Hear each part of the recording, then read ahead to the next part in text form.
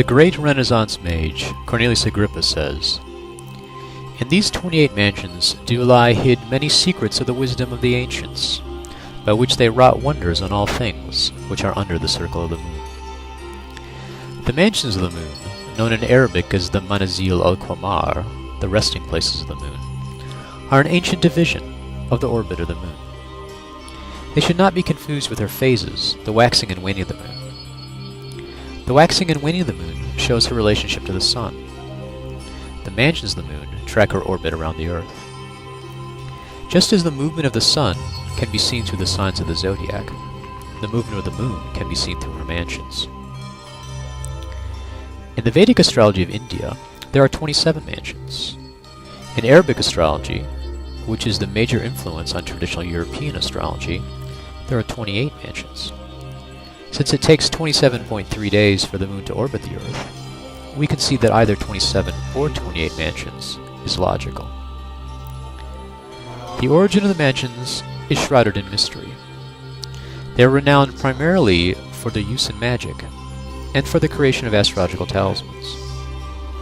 Each mansion had a different name, purpose, talisman, and ruling spirit. The mage or astrologer would wait until the moon had entered the proper mansion, and then invoke the spirit of the mansion, known as a mansion lord or ruler, and then ensole a talisman with magical power through ritual, consecration, and ceremonial magic. There is some controversy about the different methods of locating the boundaries of the mansions. The most famous grimoire of astrological magic, the Picatrix, orients the 28 mansions to the tropical zodiac, traditionally used by all European astrologers. The tropical zodiac is based on the sun and the seasons of the year, with the sun entering Aries on the spring equinox, the first day of spring, entering Cancer on Midsummer's Day, the summer solstice, and entering Libra on the autumnal equinox, and finally entering Capricorn on the winter solstice. Using the tropical mansions, the first mansion began with Aries, the 8th mansion with Cancer, the 15th mansion with Libra, and the 22nd mansion with Capricorn. These tropical mansions are regular in size, approximately 12 degrees and 51 minutes. The Vedic astrology of India uses a sidereal zodiac, in which the mansions are again regular and of equal size, approximately 13 degrees and 20 minutes.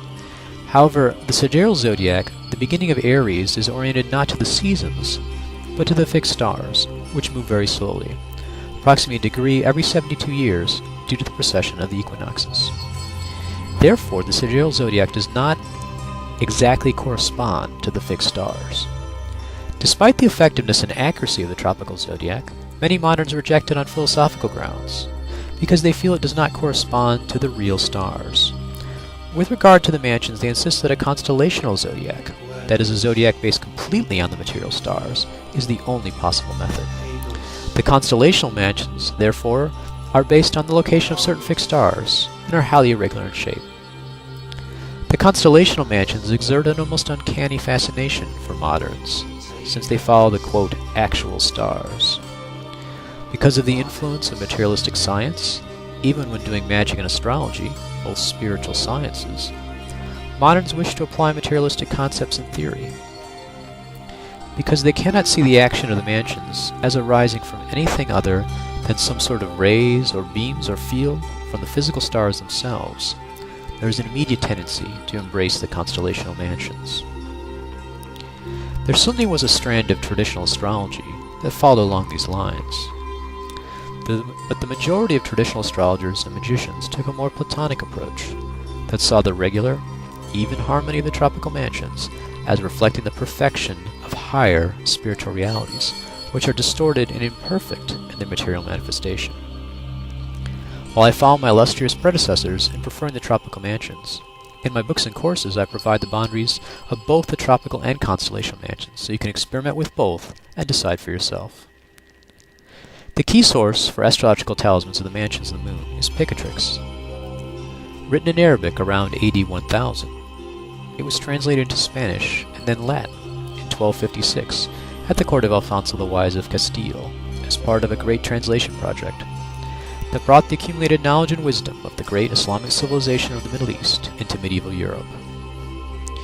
European astrology of the Middle Ages and Renaissance, known as traditional astrology, relied heavily on picatrix for the astrological magic of the mansions.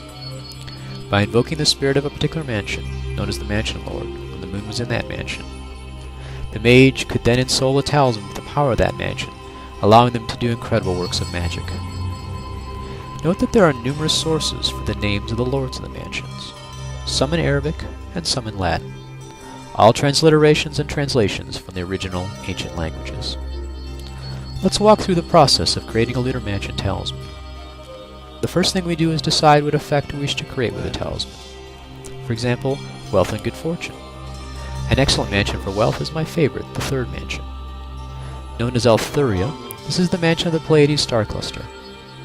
Picatrix says of the third mansion, it is for the acquisition of all good things.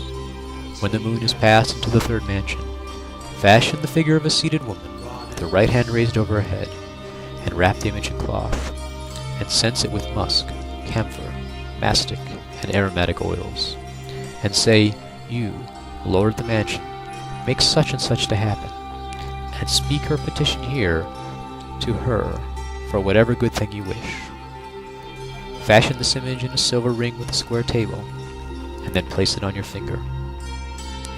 When you have performed this, as aforesaid, it will be as you wish, and your request will be carried out with speed. The name of the lord, or in this case, the lady of the third mansion, is listed as Annuncia in the Latin Picatrix, as Amixiel in Cornelius Agrippa's 3 books of occult philosophy, and as Abulsith by the Islamic astrologer Ibn Hatim. I think it is wise to invoke the mansion lord by all the variant names listed in all sources.